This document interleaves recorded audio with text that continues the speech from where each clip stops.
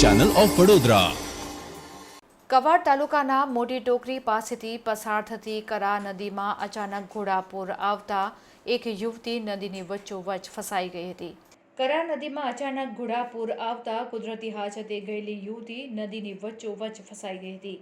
Chhota Udepur fire વિભાગ દ્વારા ભારે જહેમત બાદ યુવતીનો આબાદ રેસ્ક્યુ કરવામાં આવ્યો હતો। આ યુવતી નદીની વચ્ચે મોટા ટેકરા પર ચડી ગઈ હતી, જેની જાણ છોટાઉદેપુર ફાયર વિભાગને કરવામાં આવતા જ તાત્કાલિક ફાયર વિભાગની ટીમ ઘટના સ્થળ પર દોડી આવી હતી અને યુવતીનું રેસ્ક્યુ કરવાની કામગીરી હાથ ધરવામાં આવી હતી। ફાયર વિભાગ દ્વારા રેસ્ક્યુ થકી યુવતીને નદીમાંથી બહાર સલામત કાઢવામાં આવી હતી।